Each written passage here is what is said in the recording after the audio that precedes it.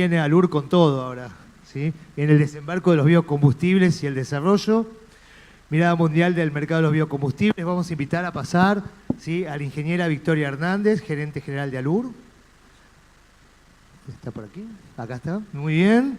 ¿Sí? Vamos a invitar a pasar, ¿sí?, al ingeniero Darío Rodríguez, que va a hablar de impactos ambientales, socioeconómicos, el caso de la planta de Alur en Paysandú. Más que interesante, a todos nos va a gustar mucho escuchar. Y al ingeniero Walter Vicio, gerente de proyectos y MASC de Alur. Están todos aquí, bienvenidos, muchas gracias por estar, ¿sí? El escenario es vuestro. Como ustedes quieran, hagamos algo disruptivo, ¿no? Estamos como en casa más, se pueden acercar todos si quieren, ¿tá? Y rompemos y damos más informalidad para sentirnos más cómodos. Muchas gracias, como siempre empiezan las mujeres. Bueno, muchas gracias, buenas tardes para todos. Somos los últimos, así que un desafío adicional de poder mantener con la charla la atención. Así que bueno, tomamos ese desafío y haremos lo mejor posible.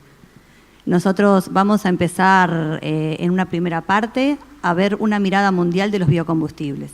Hasta ahora, compañeros que han presentado nos han comentado, sobre todo Juan Carlos Herrera, cuál era la situación de los biocombustibles en Uruguay, en porcentajes de mezcla, etcétera. Nosotros ahora vamos a subir un poquito y a mirar el mundo. ¿Cómo está el mundo de los biocombustibles?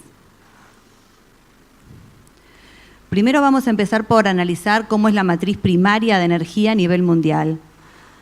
Ya saliendo de Uruguay, que como dijo María José, Olga Otegui también, el 97% de la energía es renovable, pero no sucede esto en el mundo. En el mundo la energía fósil todavía, el origen fósil, representa un 78,4% de la energía y las renovables representan un 19,3%. Por eso es que queda bastante camino por andar todavía a nivel mundial. Dentro de este 20% de las renovables tenemos la biomasa tradicional con un 9% y un 10% de energías renovables modernas. Y ahí tenemos varios tipos, geotérmica, solar, y acá empiezan a aparecer los biocombustibles con menos del 1% a nivel mundial. Y los biocombustibles, el uso que existe hasta el momento, el uso más intensivo, es en el transporte. Por eso ponemos que es un 1%, un 0,8% enfocado exclusivamente al transporte, o casi exclusivamente al transporte. El resto, bueno, solar, eólica, etcétera. Y entonces ahora sí vamos a poner un poquito más la lupa y ver cómo está el transporte en el mundo. El transporte, acá traemos el transporte total, no solamente carretero, sino aéreo, marítimo. ¿Y cuáles son las fuentes de energía para ese transporte? El 93% del transporte a nivel mundial aún utiliza derivados del petróleo para transportarse, ¿no? Para movilizarse. Y un 4% representan los biocombustibles y luego tenemos la energía eléctrica representando muy poquito aún a nivel del transporte mundial. Vamos a seguir haciendo un poquito la lupa, poniendo más la lupa en cómo se usan dentro del transporte las energías renovables. Claramente veníamos hablando todo el foro que hay una clara transición de las energías fósiles a energías renovables. Y aquí en el transporte tenemos tres opciones, ¿no? La energía eléctrica, que ya la comentaron, los combustibles gaseosos, biogás y gas natural, y los biocombustibles líquidos, que es lo que vamos ahora a hablar. Los biocombustibles tenemos de dos tipos, los convencionales o de primera generación y los que se llaman de avanzada. Los biocombustibles de avanzada representan todos aquellos cuya materia prima sería un desecho industrial. Por ejemplo, ayer inauguramos acá en Paysandú un contenedor, ya es un programa que comenzó en Alur en el año 2014, que mediante la recolección del aceite usado de fritura, que usamos en las casas habitualmente para cocinar, para fritar, se puede recolectar y ese aceite se transforma luego en biodiesel. Ese es considerado un aceite de segunda generación, un biodiesel de segunda generación. Vamos a ver ahora los combustibles o los biocombustibles de primera generación. Acá pueden ir viendo en esta gráfica cómo ha ido evolucionando en el correr de los años, desde el 2006 hasta el 2016, y cómo se divide. La gran parte es etanol, en amarillo. Luego tenemos en rojo el biodiesel. Y luego otro tipo de biocombustibles que son los hidrotratados a través de aceites vegetales. Pero gran parte, y quiero que se queden primero con esto, gran parte de los biocombustibles a nivel mundial es etanol. El uso es etanol. Estados Unidos marca tendencia. Todos sabemos que Estados Unidos es productor mundial de maíz, que tiene una producción enorme de etanol de maíz y es uno de los que hace que justamente el etanol tenga un peso tan importante en los biocombustibles de primera generación.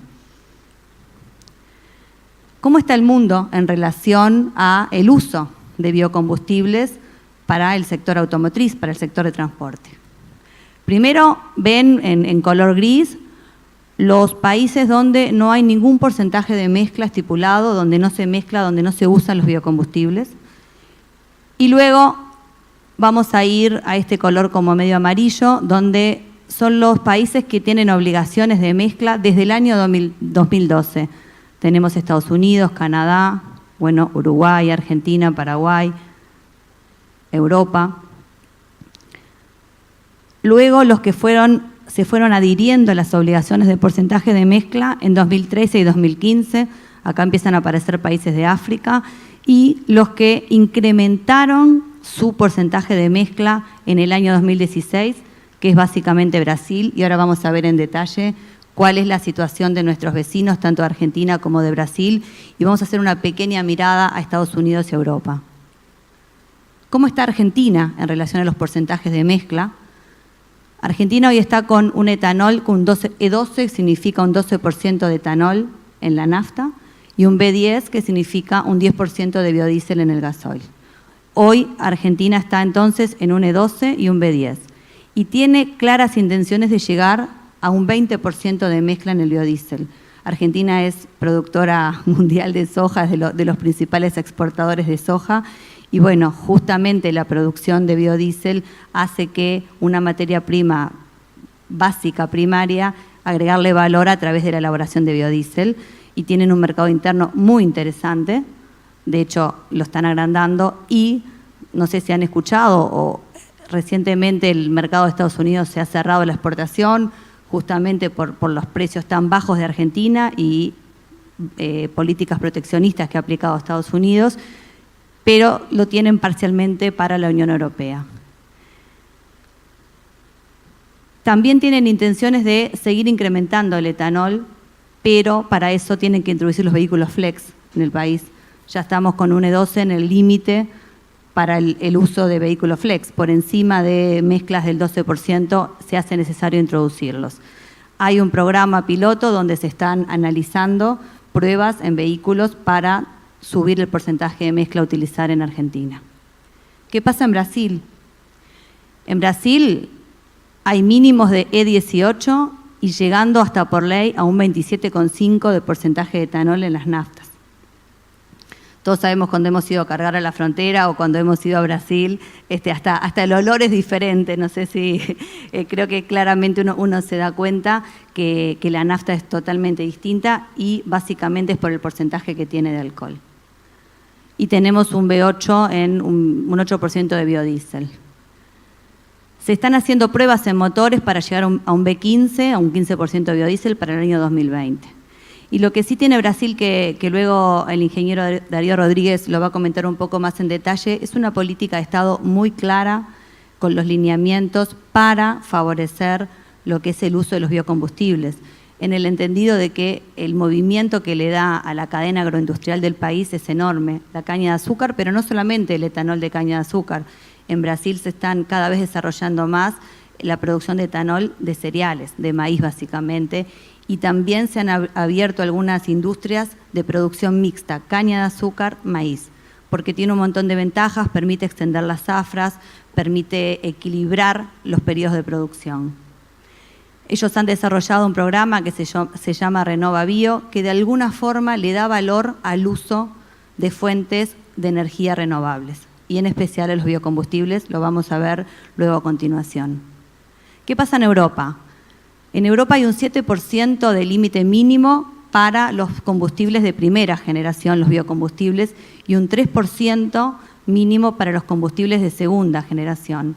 Ahí hacemos referencia a que Alur, desde que empezó con este programa de recolección de aceite, que lo transforma en biodiesel, ese biodiesel se llama UCOME, es una sigla que representa el nombre en inglés, es un metiléster, un UCO es el aceite usado, un metiléster es un biodiesel de aceite usado. Nosotros hemos realizado exportaciones a Holanda, en este caso, del biodiesel producido a través de aceite usado de fritura. ¿Y por qué pudimos hacerlo? Porque los precios que se pagan para los biocombustibles de segunda generación son sensiblemente superiores a los de primera generación. ¿Y por qué es esto? Porque uno podría preguntárselo. Y eso es debido a que los mandatos que tienen todos los países europeos, entre otros, pero en especial en Europa, de cumplir con determinados objetivos de reducción de emisiones, hacen que el uso de este tipo de combustibles, que son los que más colaboran con la reducción de emisiones, tengan un valor mayor.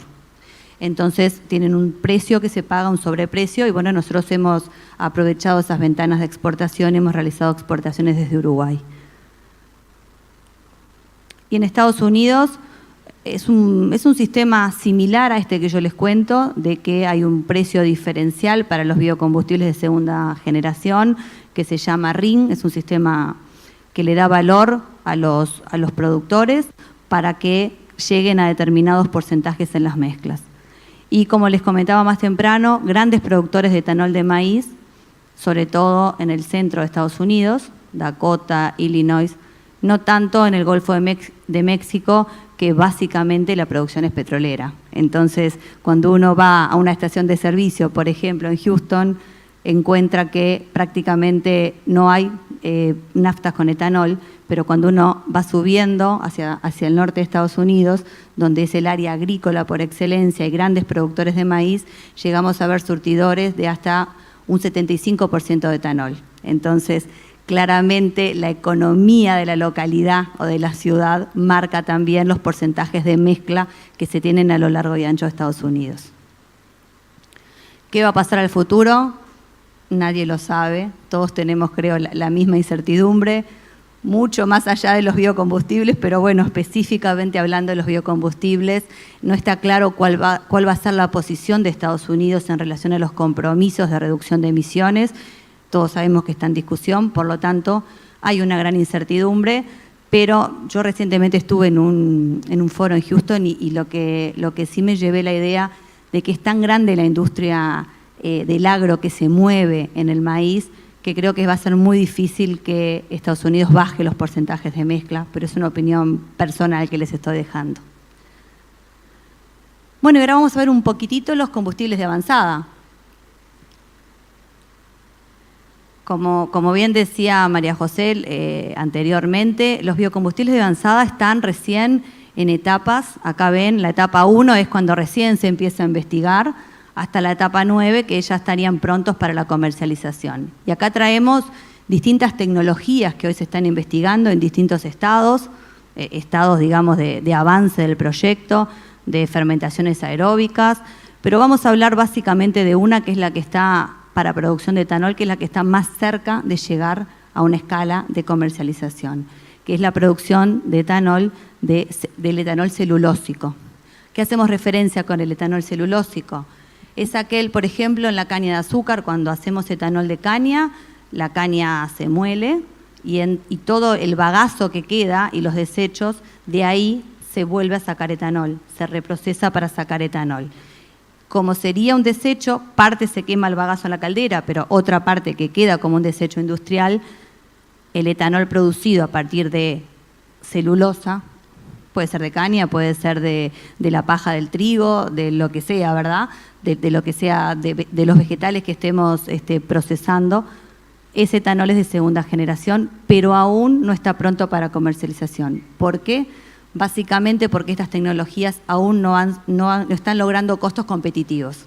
Cuando comparamos un etanol de maíz de Estados Unidos, cuyo valor está en el entorno de $300, $400 el metro cúbico, con este tipo de productos que todavía están por encima de los $1.000 y bastante, aún no son competencia, pero creemos que la tecnología avanza y no falta tanto para que eso se dé.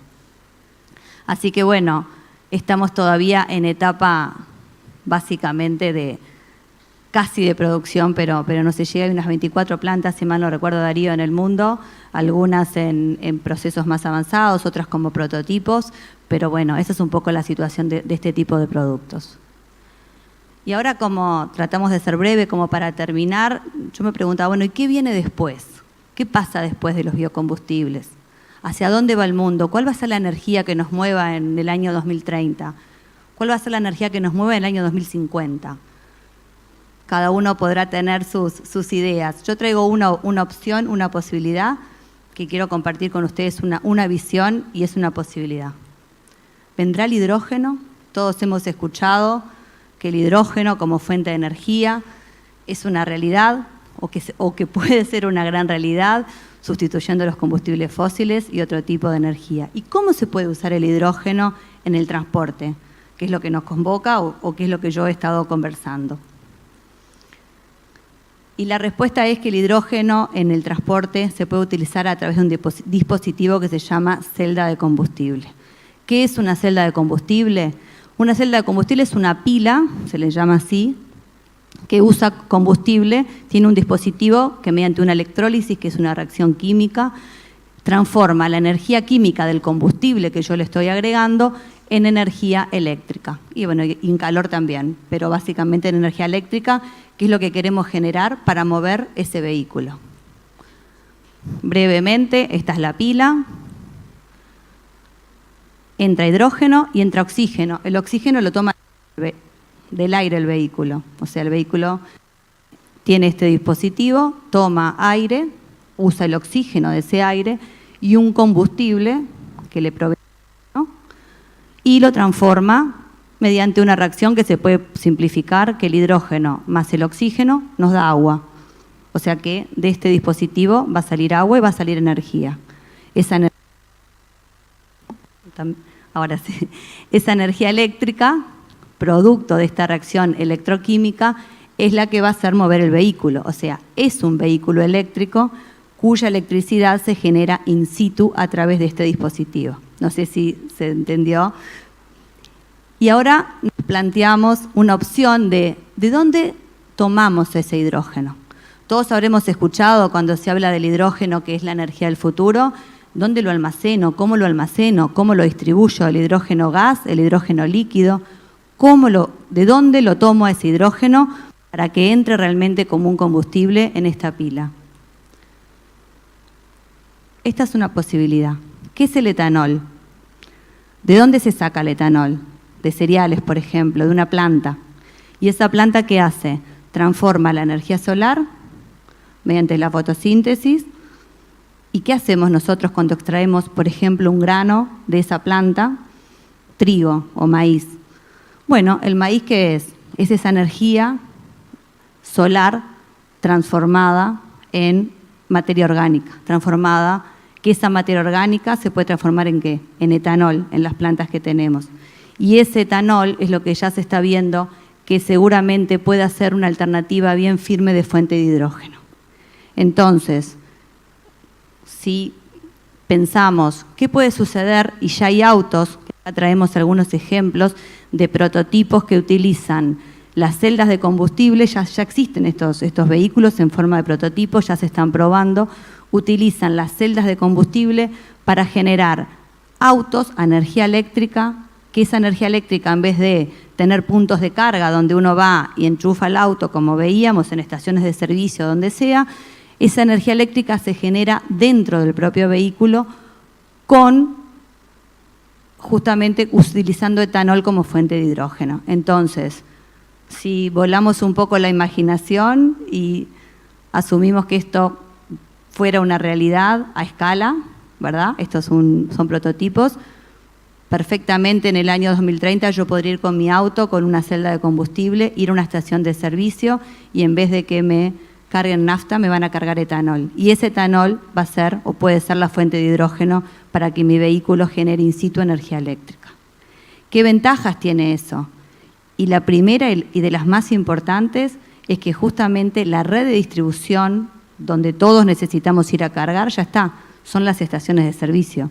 Los ductos que conectan la refinerías, las productoras de alcohol, como tenemos aquí en Paysandú, con las refinerías o con los sistemas de distribución primarios y secundarios, ya están, porque hoy se utilizan ¿para qué? Para distribuir combustibles a todo el país. En vez de ese combustible, perfectamente, en el futuro, podríamos pensar que se va a distribuir etanol y ese etanol ser la fuente de hidrógeno para mi vehículo y así generar electricidad. Tiene además otras ventajas, que tiene una altísima eficiencia y lo vamos a ver a continuación, una alta densidad energética del etanol respecto a otras alternativas de combustible, elimina el manejo de electrolitos líquidos. Bueno, esto es muy técnico, se está hablando de que estas pilas de combustible, los electrolitos no son líquidos, sino son sólidos, se usan óxidos sólidos y no óxidos diferentes a los que son los metales de las baterías tradicionales. Todos saben que hoy las baterías son un problema de un desecho industrial, ¿verdad? Porque aparte utilizan metales como cobalto, como oro, como platino, que son difíciles de extraer, son un recurso escaso y, bueno, están generando desechos industriales. Ya estoy terminando y simplemente es una gráfica muy técnica, pero voy a intentar explicárselas lo mejor posible para que entiendan la eficiencia versus las emisiones. Todo esto, todas estas tecnologías que buscan reducir los gases de efecto invernadero, básicamente por el problema de calentamiento mundial. Justamente lo que buscan, el objetivo de estas tecnologías es disminuir la emisión de gases de efecto invernadero. Acá, en las abscisas, estamos graficando eso. Cuanto más nos corremos para aquí, mayor esa tecnología, mayores gases de efecto invernadero tienen. O sea que todas las tecnologías que estén de este lado van a ser las más amigables con el medio ambiente. Y cuando vamos al eje de las ordenadas, estamos graficando el consumo energético por kilómetro. Es decir, para recorrer 1 kilómetro, ¿cuánta energía necesitó esa tecnología? Megajoules por kilómetro. Por kilómetro recorrido, cuanto más suba en esta gráfica, más energía voy a necesitar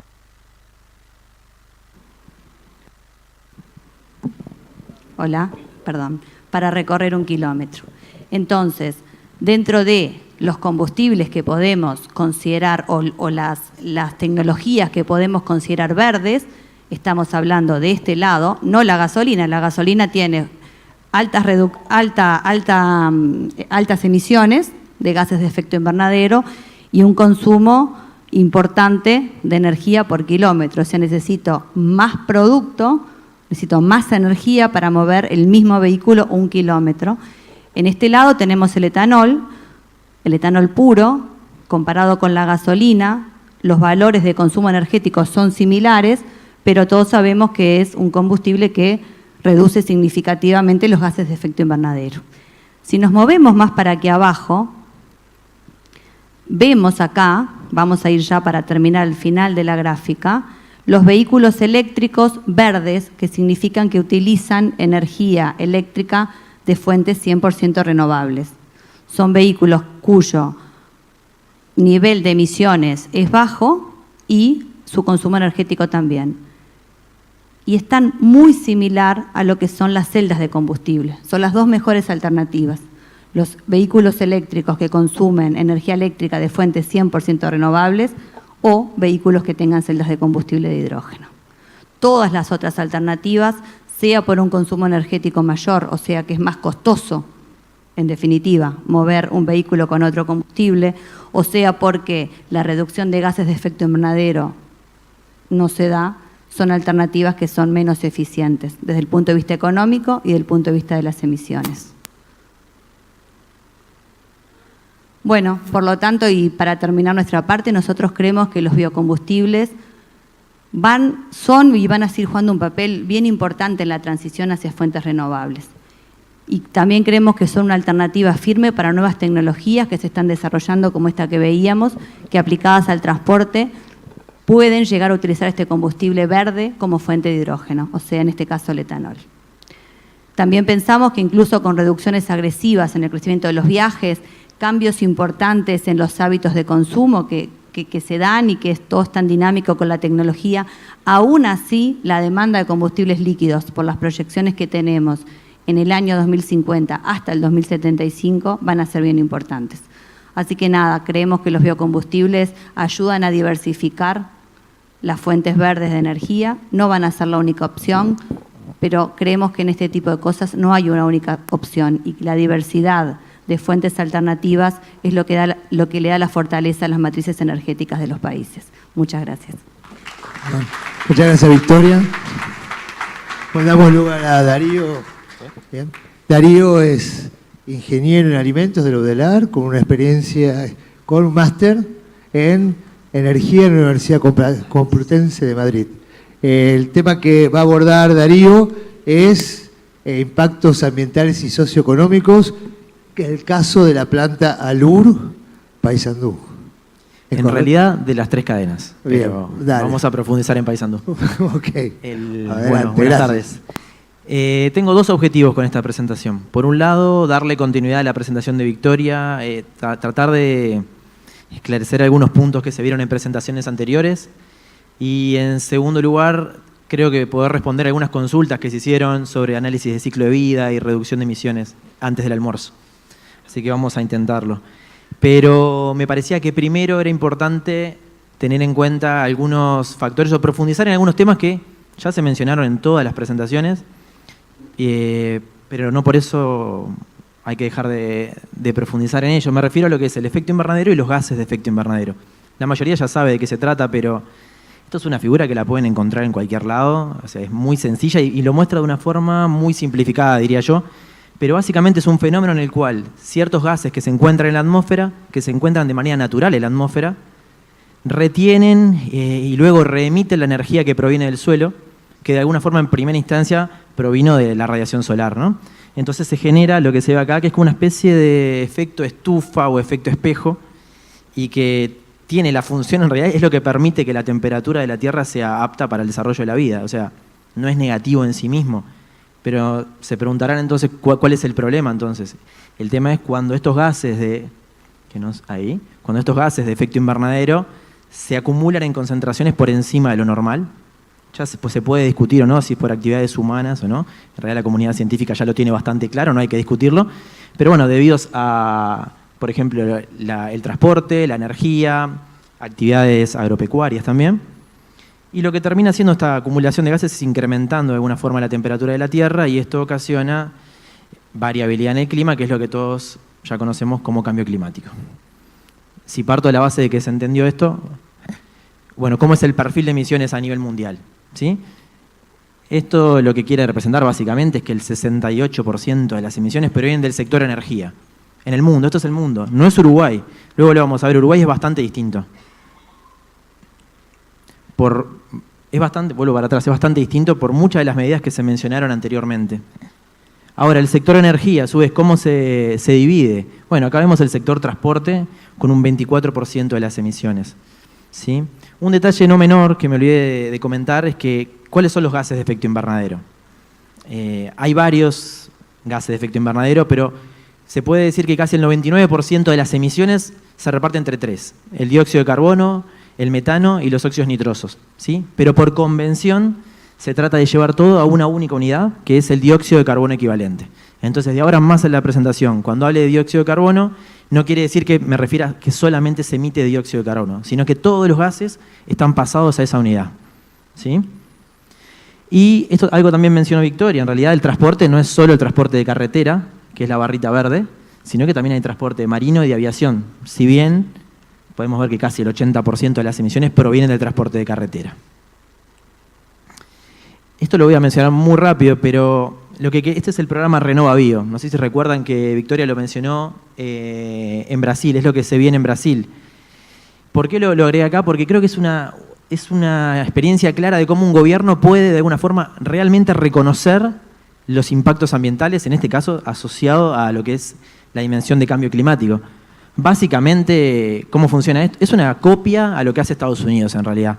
Pero lo que hace es el gobierno define unas metas de reducción de emisiones a nivel global, después define unas metas de reducción de emisiones en el sector transporte, y luego cada distribuidora de combustible, de acuerdo a su cuota del mercado, está obligada a reducir X cantidad de dióxido de carbono al año.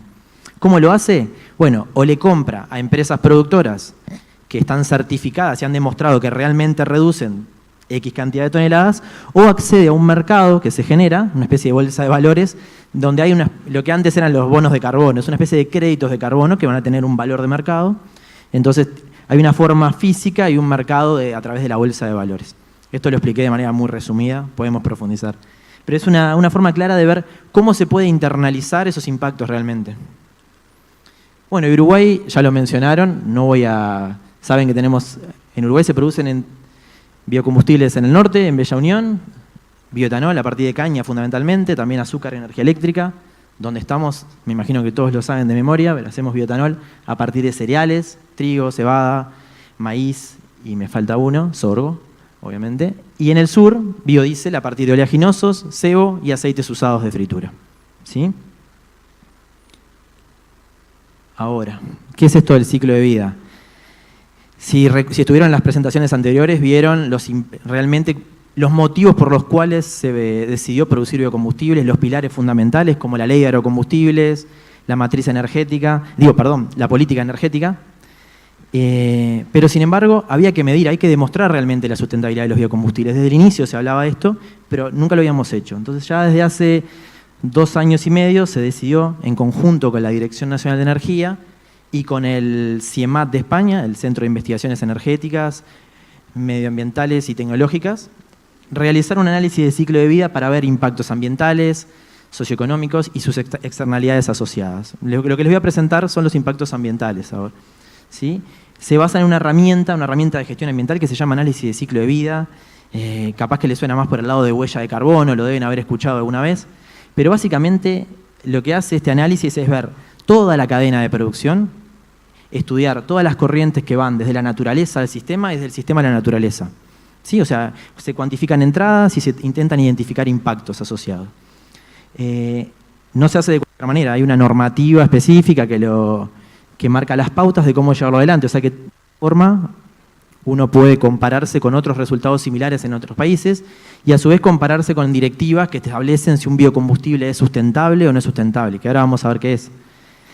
Lo que se ve aquí a la derecha son las distintas etapas, o sea, definición de alcance y objetivos, análisis de inventario, que este análisis de inventario es importante porque nosotros lo que hacemos es ir desde la fase agrícola, desde la producción de fertilizantes que se utilizan en el campo, pasando por todas las tareas agrícolas en sí misma, la logística, el transporte, el pretratamiento de las materias primas, la producción, todo hasta la combustión de los motores. Se contabilizan todas las cargas asociadas. ¿Sí?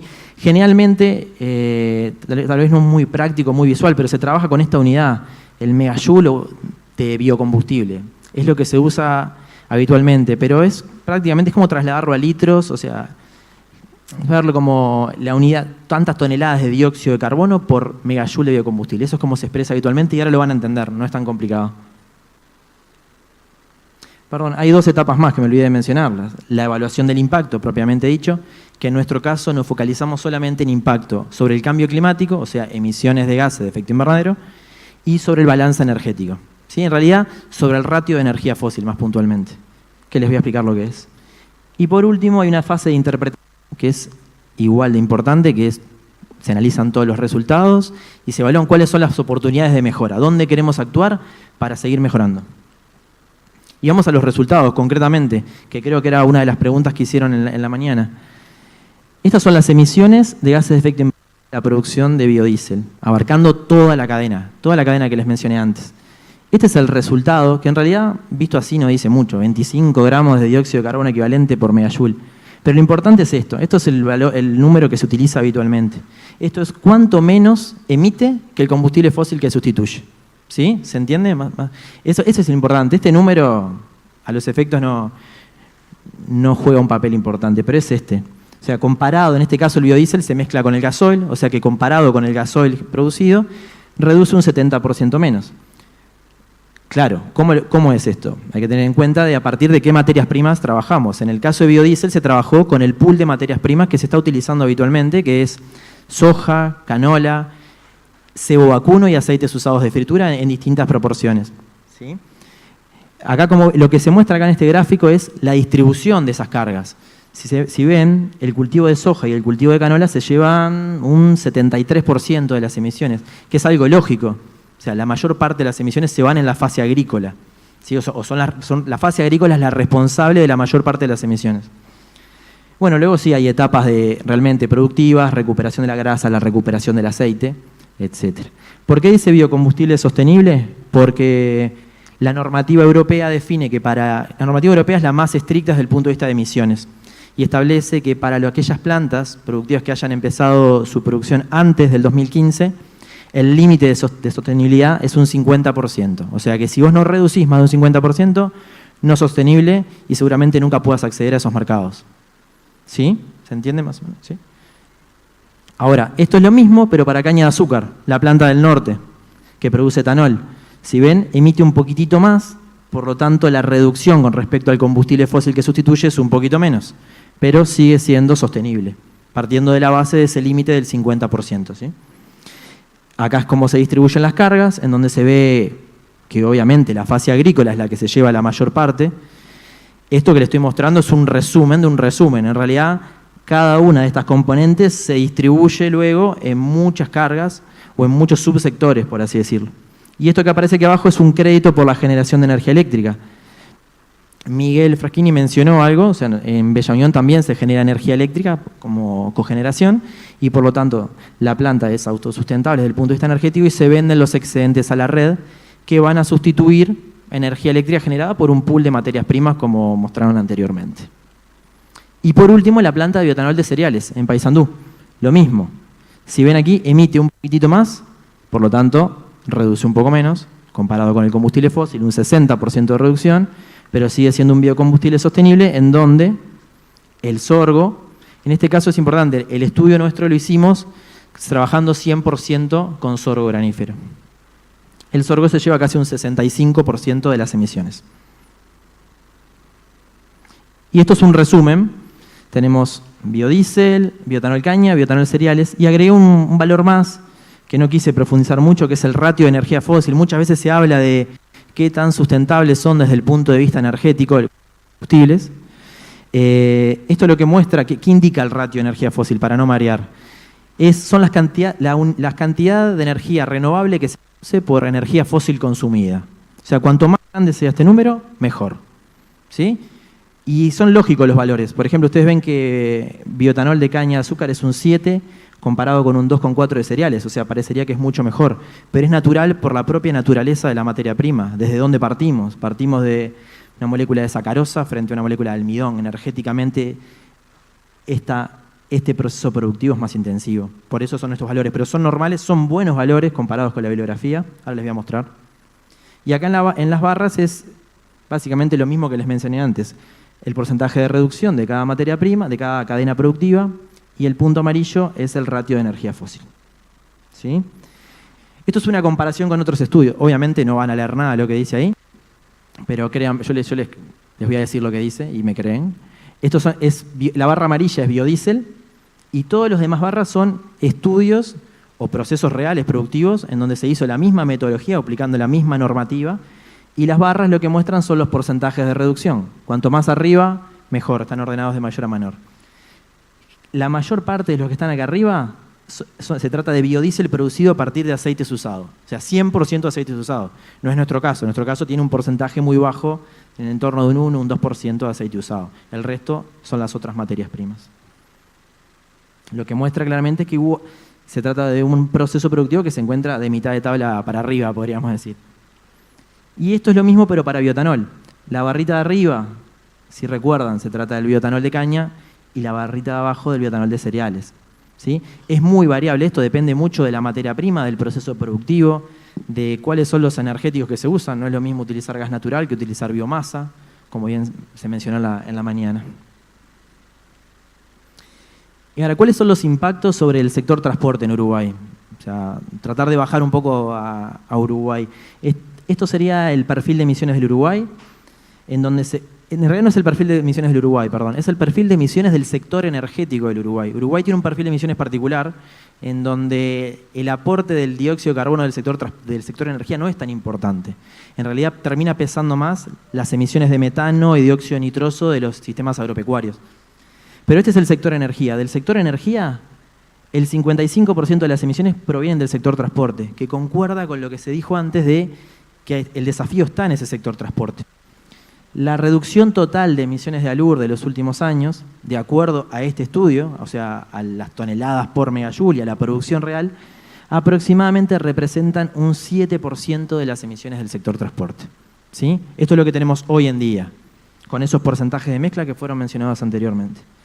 Y para avanzar un paso más, se nos ocurrió, ¿qué pasa si hacemos los números, pero con la planta de Paysandú? Bueno, ¿cuánto redujo la planta de Paysandú en el 2016? No se preocupen por las unidades, kilotoneladas de dióxido de carbono equivalente, no importa. Pero lo importante es que representa aproximadamente las emisiones de 26.000 vehículos livianos, automóviles, básicamente, obviamente con algún supuesto de recorrido, rendimiento que hay que tomar, pero aproximadamente 26.000 vehículos. Y si me fijé bien en el SUSIBE, anda en el entorno de un 75-80% de los vehículos que circulan en la ciudad. O sea, para que tengan una idea de la dimensión, o sea, lo que estás reduciendo equivale a las emisiones de más de un 75% de los autos que circulan por Paysandú. Por Paysandú ciudad no, por Paysandú departamento, perdón. Por lo que en realidad, de alguna forma, lo que queríamos representar es ese concepto como de Paysandú verde que se suma a la energía eléctrica que se estuvo hablando antes, a la energía fotovoltaica, a la biomasa, a la energía eólica. Y bueno, creo que por acá quedamos. No te paso a la siguiente, Walter.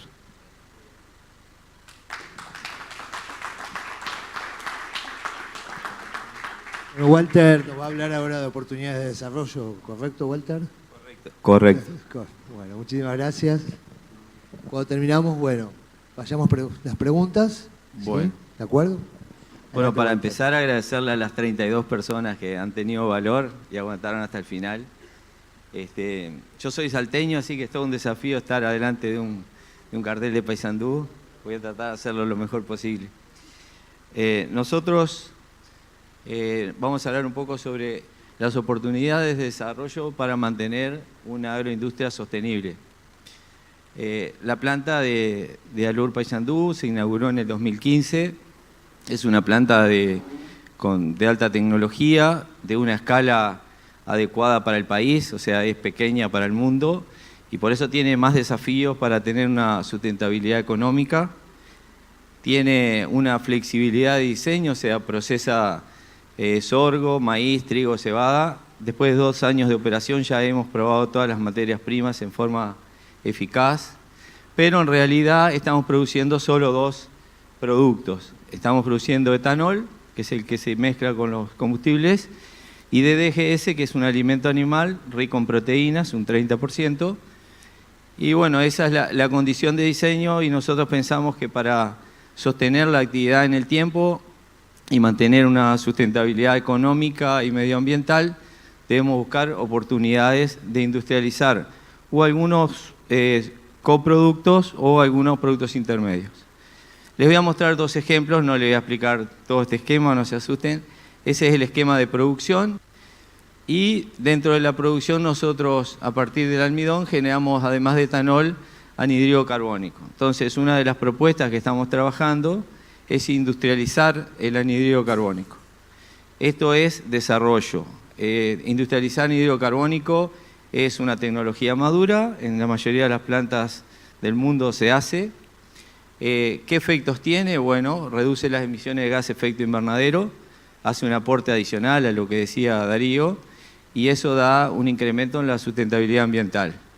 Además de que es una valorización de un coproducto, con lo cual vamos a tener unos ingresos por esa industrialización y eso contribuye a la sustentabilidad desde el punto de vista económico. Esto en realidad es para que vean algunos que piensan que el anhídrido carbónico que hoy emitimos es un contaminante, en realidad es un anhídrido carbónico que se genera a partir del almidón cuando la levadura transforma la glucosa en alcohol y dióxido de carbono. Esta es la levadura y miren todos los dibujitos que hay adentro. Bueno, todos y cada uno de esos productos químicos que se generan como productos intermedios en la transformación de los azúcares en etanol pueden ser fuente de diversificación de la producción. Uno de ellos es la emisión de CO2. ¿Qué significado tiene desde el punto de vista ambiental recuperar el CO2? Bueno, Mientras que las emisiones de efecto invernadero del etanol a partir de sorgo era de un 60%, y vieron que estaba por debajo de las cadenas tanto de etanol de caña como de biodiesel, se transforma en una reducción de 80%. Para que vean el impacto que tiene eso, pasamos de estar en el lugar por debajo, en esas líneas amarillas, de lo que era la caña y el biodiesel, a estar solamente por debajo de los que producen biodiesel a partir de aceites usados. Entonces, es una actividad que va a favorecer la sustentabilidad económica y la sustentabilidad ambiental. La producción estimada que podríamos tener en esta planta es de 40.000 toneladas, y para que se haga una idea de la escala, Uruguay importa el 100% del CO2 que consume y es del orden de 10.000 toneladas. Los usos principales del CO2 son para bebidas carbonatadas, promover el crecimiento de plantas y maduración como refrigerante, usos químicos en general. Ya hemos tenido las empresas multinacionales interesadas en este proyecto, así que es de alta viabilidad. Perdón. En la planta, cuando se diseñó, ya se dejó previsto un lugar para la instalación de la planta de CO2. El modelo que se utiliza es que uno hace un llamado y las empresas que tienen monopolio del negocio se instalan en el lugar, uno le purifica un poco el anhídrido carbónico, se los envía, ellos lo industrializan y desde dentro de la planta lo distribuyen.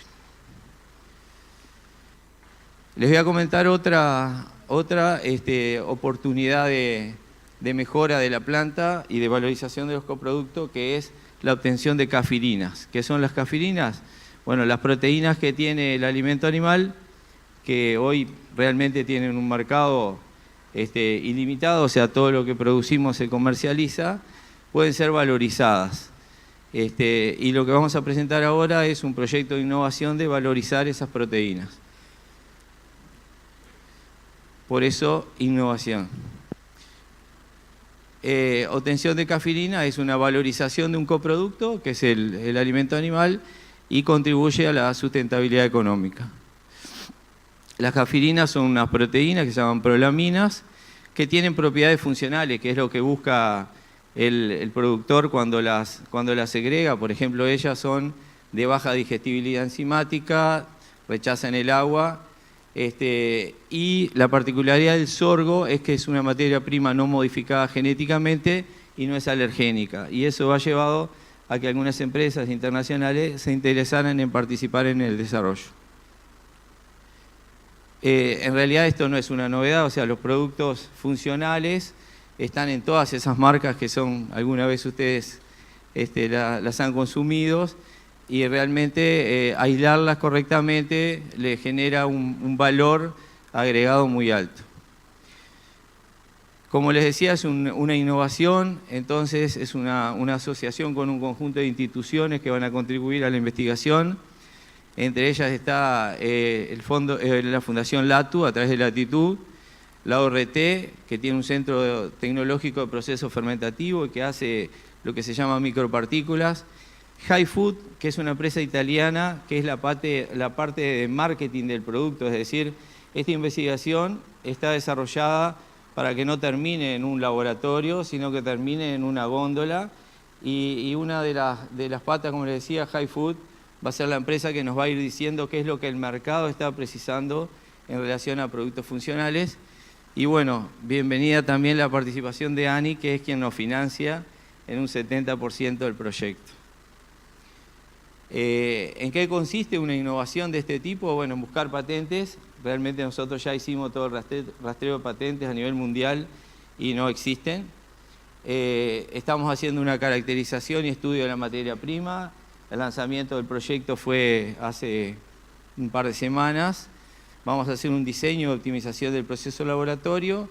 Va a llevar un par de años y en este tipo de casos hay que tener paciencia, pero bueno, si es exitoso, como la palabra innovación mismo lo contempla, económicamente va a ser también muy positivo. El proceso es tomar el alimento animal, molerlo, hacer unos pretratamientos térmicos, hacer extracción, secarlo y transformarlo en esas cafirinas. El financiamiento, como les decía, es un 70% a través del Fondo Sectorial de Innovación de ANI, el 30% restante es aporte de ALUR, y el incremento en el valor agregado, para que se hagan una idea, es el siguiente. Hoy se comercializa una tonelada de DGS en $150 aproximadamente, con 30% proteína, por lo cual uno podría decir que vende la proteína a $500, y como mínimo una tonelada de una proteína aislada de cierta característica vale $4 el kilo o $4.000 la tonelada.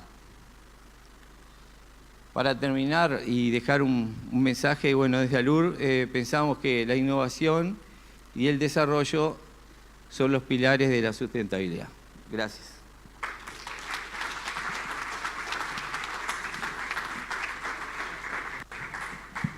Bueno, ¿preguntas? ¿Algún tipo de inquietud? ¿No? ¿Muy cansados? Muy cansados. Bueno, muy interesante, Walter, lo último. La verdad que, a ver, yo que fui prestando atención, para mí fue un día disruptivo, ¿no?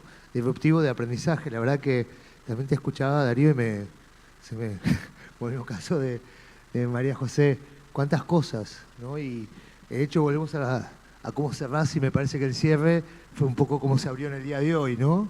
La apertura estuvo basada en el concepto de sustentabilidad y cómo poder innovar y generar economías de desarrollo sustentable, que creo que es el gran desafío que hay que proponerse.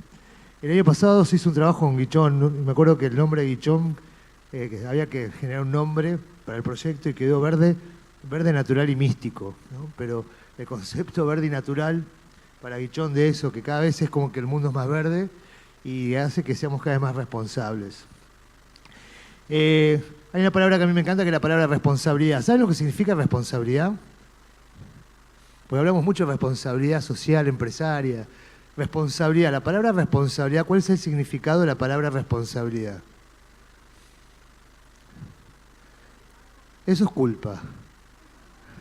Judío-cristiana, de educación. Lean la palabra. Miguel Unamuno decía que las palabras hablan y dicen cosas, ¿no? También podemos desglosar sustentabilidad en su origen etimológico. Responsabilidad. Repitan varias veces. Responsabilidad, responsabilidad, responsabilidad. ¿Qué les parece que significa? Es interesante. A ver, responsabilidad. Responder con esa palabra compuesta. Habilidad. La habilidad de responder. Responsibility viene del latín.